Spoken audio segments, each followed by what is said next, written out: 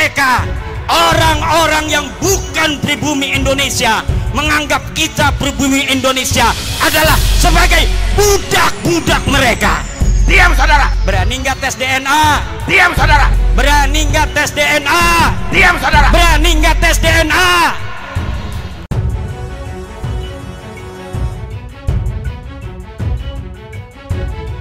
Ini sebelum tesis KIMAT, Mas. Itu ada beberapa catatan saya di bulan September, Mas. Dari pengalaman yang saya ikuti sejak kita melek diskursus sosiologi keberagamaan di Nusantara ini, di Indonesia ini. Yang pertama, setiap bulan September saya itu selalu menemukan narasi terkait dengan bahaya laten PKI, Mas. Juga narasi terkait dengan kekejaman PKI. Selalu aja setiap bulan September seolah-olah ada sandungan, Mas. Sandungan yang dibuat-buat oleh Mbak Alwi, Rizik Syihab, dan di situ ada organisasi yang menopang, yaitu FPI, yang notabene juga banyak Habib yang tampil di situ.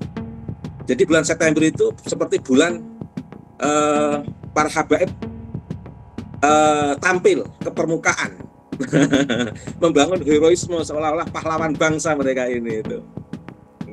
Dan isunya yang dibuat adalah isu-isu yang bukan isu mereka, Mas, yang nggak pernah mereka alami. Menghadapi PKI itu kan nggak pernah ada hubungannya dengan habaib, Mas. Yang menghadapi PKI itu kan mereka... santri dan banser. Oh iya. Jadi, yang menghadapi PKI saat itu kan santri dan banser dan masyarakat, nggak ada habaib saat itu.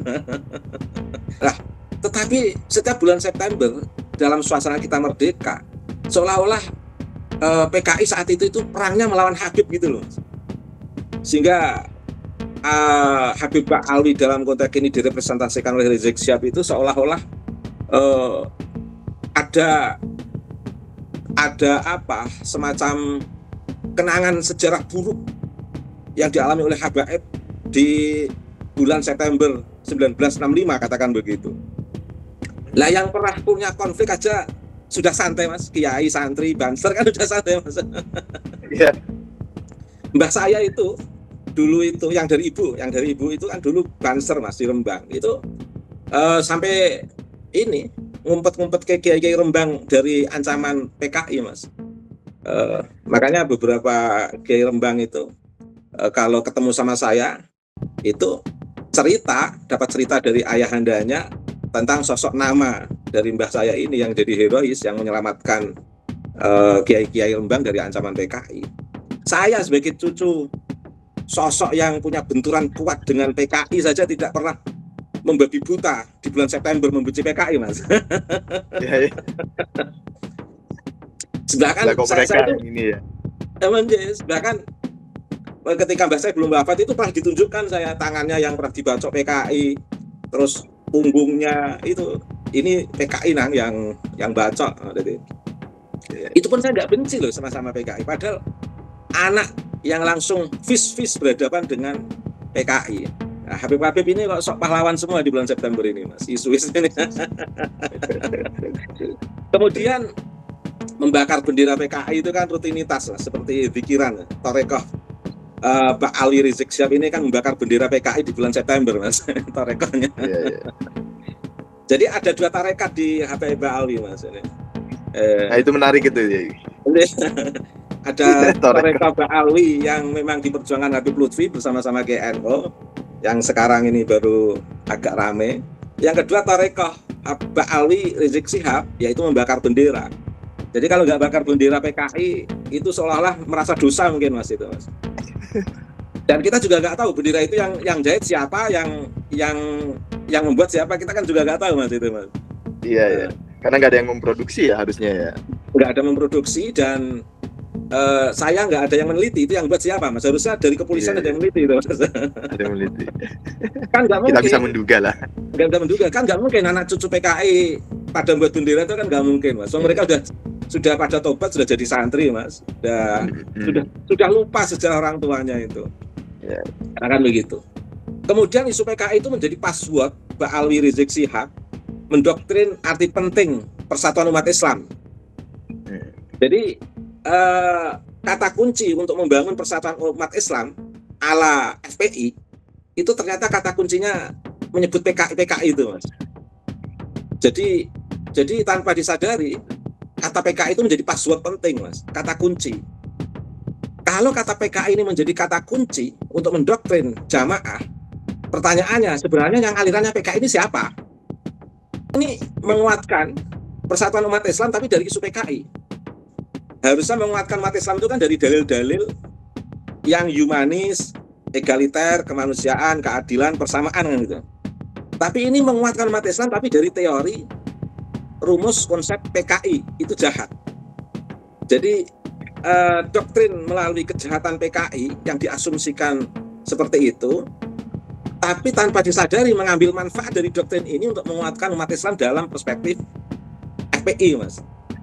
Makanya maklum pengikut-pengikut mereka jadi Islam yang suka persekusi, suka negala, karena doktrinasinya sudah doktrin melalui password PKI itu tadi, Mas, bukan melalui password ayat-ayat suci Al-Quran, password hadis-hadis Nabi, makalah-makalah ulama. Passwordnya itu justru pakai password PKI.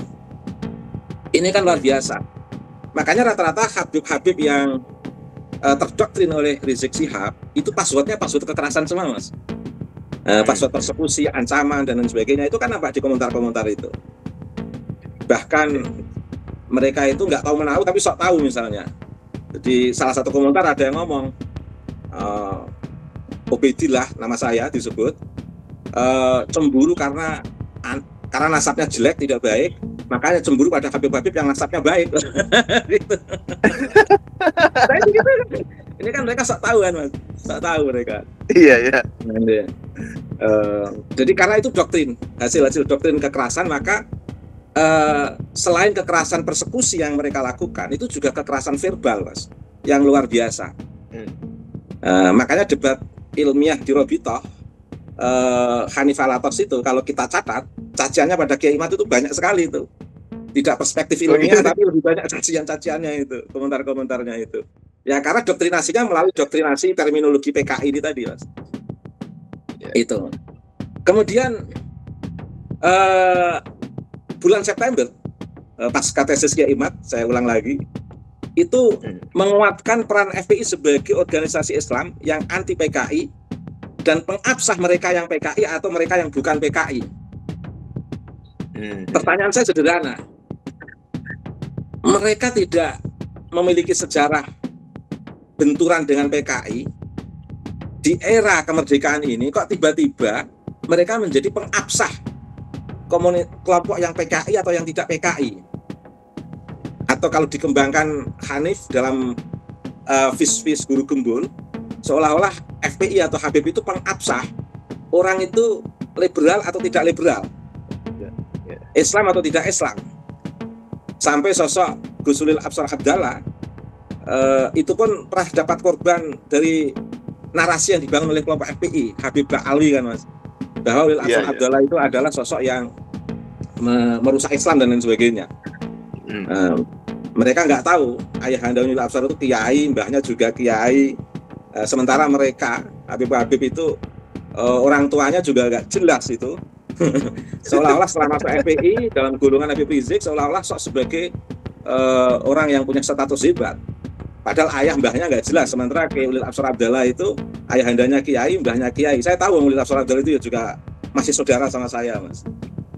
Ini saya sampaikan di forum ini. Jadi sekarang ini yang jadi korban Kiai Imad. Kiai Imad itu ayahnya, mbahnya, buyutnya itu kan orang-orang hebat. Sampai Kiai Zulfa Mustafa tidak malu-malu mengatakan Kiai Imad itu saudaranya gitu kan. Sampai memframing Kiai Imad dalam posisi yang seolah-olah tidak siapa-siapa. Kiai Imad itu bapak mbahnya pejuang, sementara bapaknya mereka itu hanya pembawa biola dan penari zafin, mbahnya sopir Belanda, katakan begitu. Kan nggak jelas itu. Tapi tiba-tiba setelah munculnya FPI, Pak Alwi setelah bergabung dalam sentral organisasi di FPI itu, seolah-olah juga Robitoh itu dalam satu sistem FPI ini, seolah-olah mereka yang hebat. Dan itu semua diglorifikasi pada bulan September, Mas. Bulan September itu bulan momentum untuk membangun glorifikasi status Habib Ba'alwi sebagai sebuah gerakan ala-ala yang kemarin jadi julukan baru untuk Rizik Syihab, ala Fufu Fafa Rizik Syihab, katakan begitu. Iya. Jadi luar biasa. Kemudian ini Mas, bulan September itu bulan untuk sebelum tesis Kiai Imad itu seperti bulan untuk mengumpulkan massa dan jamaah Ba'alwi Rizik Syihab. Sampai sekarang sepi Mas, setelah muncul tesis Kiai Imad tidak kita rasakan lagi itu. Kemarin mencoba melempar Fufu Fafa, tapi setelah itu kan pergi umroh Mas. Jadi kayak lepas pergi umroh atau pergi umroh atau kabur ya? Atau ingin mempertahankan status al-kaburinya bisa jadi gitu. Terus ini Mas, isu plat G 30 September 1965, isu yang berkah bagi Rizik Syihab untuk menyebarkan iklan gerakan paling Islam dan pemilik kebenaran tunggal serta kekuatan Imam Ba'alwi Rizik Syihab.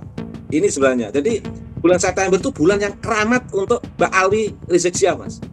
Dan mayoritas Ba'alwi yang lainnya di Indonesia ini. Karena memang harus diakui banyak Ba'alwi yang tergabung dengan Rizik Syihab Mas. Banyak atau mayoritas ya? Mayoritas, banyaknya mayoritas Mas. Atau seluruhnya? Secara ideologi gitulah katakan gitu. Saya masih husnudzon, dalam secara publik mereka tidak tampak, tapi diam mereka itu merupakan persetujuan mereka. Kecuali ada Habib Ribu itu kan hanya 0, berapa persen Mas. Ya, meskipun tidak semuanya. Tetapi kan mereka itu kompak Mas. Ba'alwi itu beda dengan orang Jawa loh Mas. Kalau orang Jawa itu tidak akan pernah membela saudaranya sendiri dalam keadaan salah. Tapi kalau Ba'alwi itu akan selalu membela saudara Ba'alwi meskipun salah. Apakah ini isu? Tidak. Habib Lutfi itu selalu mengatakan meskipun nggak setuju habaib sebagaimana yang beliau ajarkan dan itu dipidatokan oleh Kiai Miftah, Gus Miftah, tetap harus dihormati. Kata tetap harus dihormati ini kan sebenarnya melindungi dengan cara yang halus Mas, saling melindungi dengan cara yang halus. Kan Mas Rifki sering dengar juga Habib itu meskipun salah tetap harus dihormati, jangan diikuti tapi tetap harus dihormati. Ideologi itu kan muncul Mas. Kalau menghormati dalam konteks kemanusiaan saya setuju, tapi kalau menghormati dalam konteks status Habibnya saya tidak setuju Mas. Itu namanya bentuk bukti bahwa habaib itu totalitas bersatunya itu, meskipun salah mereka bersatu, saling melindungi dengan doktrin itu. Kalau orang Jawa kan enggak. Kalau ada orang Jawa anaknya salah, yang dimarahi anaknya Mas. Ada kakak, adiknya salah, ditegur adiknya. Objektivitas orang Jawa itu tinggi Mas. Karena Jawa itu sendiri kan bagian daripada prinsip moral Mas. Orang yang memegang moralitas Jawa itu. Jadi Jawa itu kan artinya itu kan orang yang memegang moralitas yang sangat tinggi. Orang Jawa, salah ya dikatakan salah, benar dikatakan benar orang Jawa itu. Jadi keberpihakan pada yang salah itu tidak ada. Bahkan orang Jawa itu Mas, meskipun pencuri, perampok, dia akan mengatakan anak saya jangan seperti saya. Itu orang Jawa Mas. Jadi tapi di komunitas Ba'alwi itu kompak mereka itu Mas. Kompak. Bahkan satu sertifikat cucu maksudnya Nabi yang dikeluarkan Robitoh maksudnya Mas. Satu sertifikat cucu Nabi maksudnya. Satu lembaga sertifikat itu Mas. Satu sertifikasi halal, katakan begitu. Halal sebagai cucu Nabi, perspektif Robitoh katakan begitu. Kemudian plat G 30 September 1965, hari yang paling keramat, hari hoki Mas, untuk mengumpulkan massa bagi Ba'alwi Rizik sang pengaku cucu Nabi. Itu memang September itu hari yang paling hoki. Secara sosiologis saya membaca Mas, bulan September itu menjadi media menguatkan keyakinan publik Habaib Ba'alwi sebagai cucu Nabi Muhammad. Momentum membangun glorifikasi Mas di bulan September ini Mas. Sebelum munculnya Rizik Syihab mengambil momentum September sebagai hari bulan keramat katakan begitu, untuk mengglorifikasi Habaib sebagai cucu Nabi. Habib dikenal sebagai cucu Nabi itu kan selain berbasis husnudzon para kiai-kiai, Mereka itu kan dari mulut ke mulut sambil malu-malu untuk menceritakan sebagai cucu Nabi, Mas. Tapi sejak munculnya Rizik Syihab, pengakuan sebagai cucu Nabi itu diglorifikasi, di-blow up besar-besaran di bulan September, Mas. Jadi sebenarnya memang bulan September itu bulan seolah-olah Rizik Syihab dan kawan-kawan itu merefleksikan konfrontasinya dengan PKI. Tapi sebenarnya Rizik Syihab dan kawan itu mengambil manfaat atas bulan itu. Jadi kayak bermain layang-layang gitu, Mas. Ada isu negatif di bulan September yang dia lepas, tapi sekaligus dia ingin bersama dengan isu negatif itu membesarkan komunitasnya, Mas. Paling tidak komunitas FPI-nya, dan banyak muncul isu-isu penguatan status cucu Nabi itu di bulan September itu, Mas. Begitu muncul Habib Rizik Syihab itu kan, wah, cucu Nabi sedang berpidato, membangun heroisme kembali. Itu sebenarnya kan heroisme FPI dan Pak Ali sebenarnya, bukan heroisme nasionalisme. Karena logika nasionalisme itu kan harus dibangun dalam kesetaraan sebagai warga negara untuk saling bersama, Mas. Ini kan sebenarnya ingin memisahkan nasionalisme warga negara, Mas. Isu komunis ini karena memecah belah. Isu yang sudah mati, PKI itu kan sudah mati ya, Mas, sejarahnya. Sudah tidak laku dijual. Tapi seolah-olah ingin dihidupkan, dan di situ menjadi momentum untuk memecah belah anak negeri. Yang ikut Rizik Syihab, Mbak Ali Rizik Syihab itu sah sebagai nasionalis sejati, yang tidak ikut tidak nasionalis. Ini kan memecah belah nasionalisme. Ingin mengambil isu dari isu September. Maka kalau kita sebut sebagai plat G, isu plat G itu ya betul juga itu, Mas. Isu plat G, karena gerakan 30 September katakan begitu. Iya. Kemudian bulan September itu menghapus peran dan perjuangan kiai lokal serta Banser melawan PKI. Jadi seolah-olah kiai lokal santri itu tidak ada masalah dengan PKI saat itu, Mas. Jadi seolah-olah yang gerakan Pak Ali Rizik Syihab dan kawan-kawan ini di bulan September itu ingin menghapus sejarah pada anak negeri. Bulan September itu tidak ada hubungannya dengan santri kiai. Nah, apalagi di situ didukung Alfian Tanjung. Dia mengatakan PKI itu banyak yang bergabung di Banser, masuk jadi kiai misalnya, yang sempat dia ditahan saat itu, bahkan digeruduk oleh Banser itu kan, yang saya saat itu juga marah. Aneh, lawang kita yang punya masalah dengan PKI, kita yang perang dengan PKI, bahkan banyak korban PKI dari kita, dan kita juga banyak menjadi korban PKI. Itu kan nampak sejarah kita itu betul-betul ada konflik dengan PKI, Mas, santri dan kiai itu. Tapi seolah-olah sejarah itu dibalik. Seolah-olah yang menjadi hero di situ adalah Pak Ali Rizik Syihab dan kawan-kawan. Dan yang memiliki keabsahan isu PKI itu seolah-olah FPI, Pak Ali Rizik Syihab. Tapi setelah tesis Kiai Imad, orang jadi sadar semua, Mas. Jadi kritisisme Kiai Fuad Pleret meskipun dengan cara-cara yang sederhana itu membangun titik kesadaran yang luar biasa, yang secara alamiah itu membuka kesadaran masyarakat di negeri ini. Dan sekarang titik puncaknya. Kiai Tamam. Kiai Tamam, boleh saya hentikan di situ dulu? Boleh. Ya, terima kasih. Ini apa namanya itu kan, ini tentang pratesis kan. Jadi sebelum kita melangkah ke pasca tesis, saya mau nanya dulu tentang di situasi pratesis. Dari poin-poin yang Yai Tamam tadi sampaikan, saya catat itu ada 9 sampai 10 poin itu. Itu menurut Yai Tamam, tujuan apa yang hendak dicapai oleh klan Habib Alwi via FPI dan lembaga mereka lainnya itu, ya? Ada dua, Mas. Relasi kuasa yang tidak seimbang. Itu teori kehendak kuasa membangun relasi kuasa yang tidak seimbang. Kalau zaman dulu ingin membangun kekuasaan itu kan lewat peperangan, Mas, lewat kekerasan, anarkisme, bahkan lewat pembunuhan. Sekarang ini kan mereka ingin membangun relasi kuasa lewat pengetahuan, Mas, dengan cara yang lembut. Itu kan akhirnya sign of is power itu kan. Pengetahuan itu adalah kekuasaan. Dan mereka ingin membangun kekuasaan melalui pengetahuan yang ditandai pada bulan September. Jadi bulan September itu seperti bulan membangun kesadaran, bulan untuk membangun kesadaran dalam tanda kutip masyarakat agar berada dalam hegemoni kekuasaan Mbak Alwi, Rizik Syihab dan kawan-kawan, Mas. Anehnya masyarakat lokal atau pribumi ini belum menyadari pada hal ini,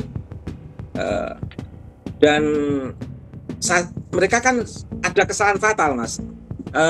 Beberapa tahun terakhir ini mereka itu menganggap sudah saatnya untuk bergerak secara masif, tapi ternyata meleset rencana mereka, Mas.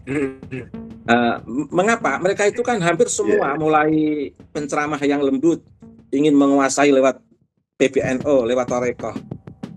Penceramah yang bebas ingin mengatakan bahwa Indonesia wali Jawa, Nusantara milik Tarim, katakan. Kemudian pahlawan-pahlawan pada dibaalwikan itu. Kemarin kan saya menemukan suatu fenomena yang lucu, Mas. Taufik Assegaf mengatakan bahwa orang bilang dibaalwikan. Baalwikan apa? Pokoknya kalau belum ada restu atau catatan dari Robitoh, itu jangan dihubung-hubungkan dengan baalwisasi dan lain sebagainya. Tapi kan dijawab oleh Profesor siapa yang Syahab yang diundang di Robitoh kemarin. Nah, dia kan dari Baalwi, menyatakan Pangeran Diponegoro itu adalah Baalwi.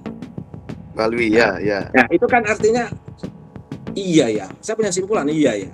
Baalwi di Indonesia ini sulit dipercaya memang. Satu bilang A, nanti dua bilang B.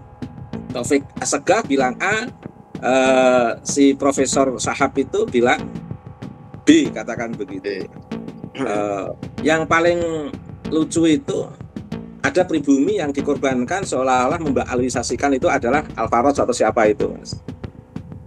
Sohibul Faroji. Nah, itu kan satu kasus, Mas. Jadi ibaratnya 300 makam yang ada hubungannya dengan Sohibul Faroji itu hanya 1 atau 2 makam, katakan, saya nggak tahu itu, butuh riset itu. Tapi selain itu kan memang dari Baalwi yang melakukan, Mas.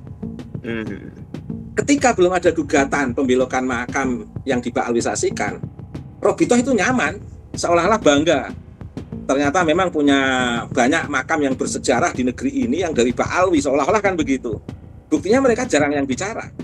Tapi setelah rakyat menggugat, masyarakat pribumi menggugat, Taufik Assegaf baru ngomong, baalwisasi gimana? Kita nggak tahu menahu, Robitoh belum mengeluarkan itu misalnya. Jadi pusing ngomong sama orang Baalwi itu pusing lah.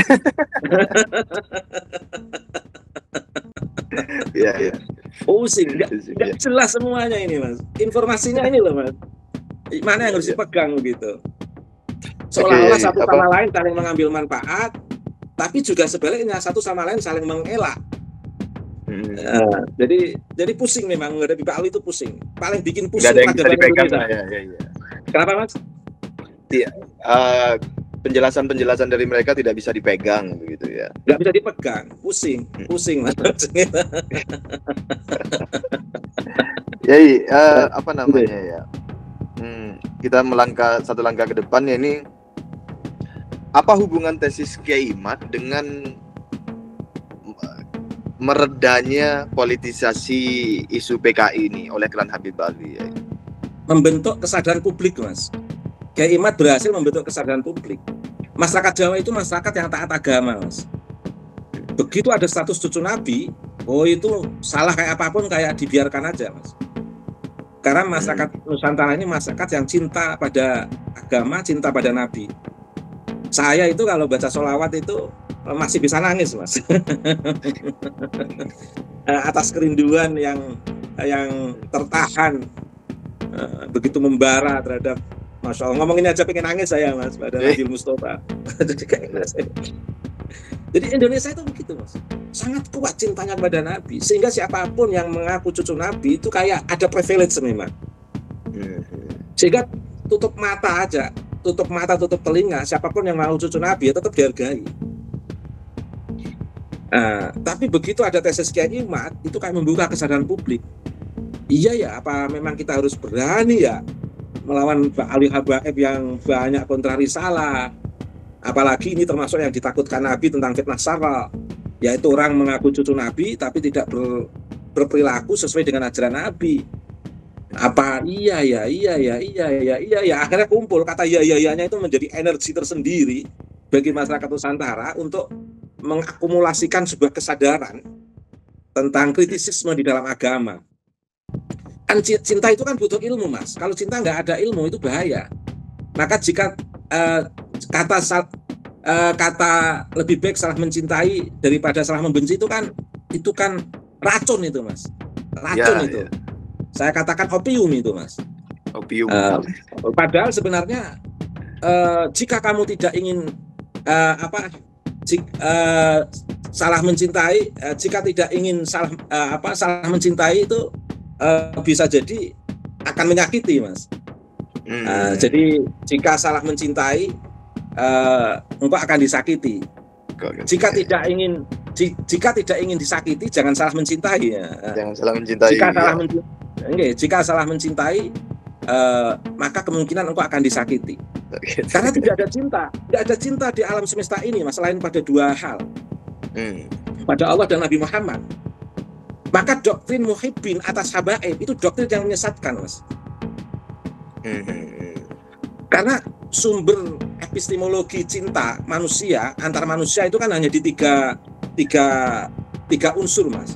Nafas, hawa, dan syahwat. Jadi cinta kita antar manusia itu karena didorong oleh syahwat, didorong oleh kehendaknya, dan didorong oleh angan-angan al-hawa, Mas. Jadi sumber cinta antar manusia itu beda dengan cinta kepada Nabi. Manusia itu bisa cinta itu karena kehendak, cinta itu karena angan-angan, imajinasi, cinta itu karena syahwat. Jadi cinta manusia itu antar manusia itu cinta yang sementara. Nah, sementara cinta kepada Nabi itu cinta yang abadi, yang tumbuh dari rohaniah manusia, dari qalb dan dari nalar sehat untuk menggerakkan rasa atau dzauq kepada Nabi dan kepada Allah.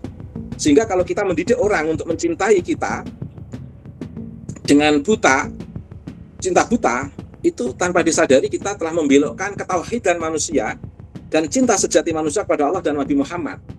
Itu namanya pembelokan cinta, Mas. Pembelokan cinta. Makanya cinta buta itu berbahaya. Apalagi salah mencintai. Bisa neraka masalah mencintai, Mas. Neraka ya? Bisa neraka ya? Iya, cinta yang total itu kan hanya pada Allah, pada Nabi Muhammad, Mas. Di ajaran tasawuf bukan begitu. Apalagi kalau... Tapi kan mereka mengatakan begini ya, salah satu isi doktrin mereka adalah bukti cinta kepada Nabi Muhammad adalah mencintai Habib. Nggak ada istilah Habib di tek-tek, mencintai Habib itu nggak ada, Mas. Nggak ada ya? Nggak ada. Mencintai Syarif Sayyid, katakan begitu. Tapi pertanyaannya kan siapa Sayyid Syarifnya? Kan perlu diteliti, Mas. Itu kan fakta sejarah. Tidak bisa pakai dalil. Mencintai zuriyah Nabi memang ada dalilnya, tapi siapakah zuriyah Nabi itu tidak ada dalilnya, Mas. Dalilnya dalil sezaman itu, dalil yang harus melalui fakta historis. Dalil yang melalui fakta historis harus betul-betul empiris itu. Dialognya kan begitu nanti akhirnya, Mas.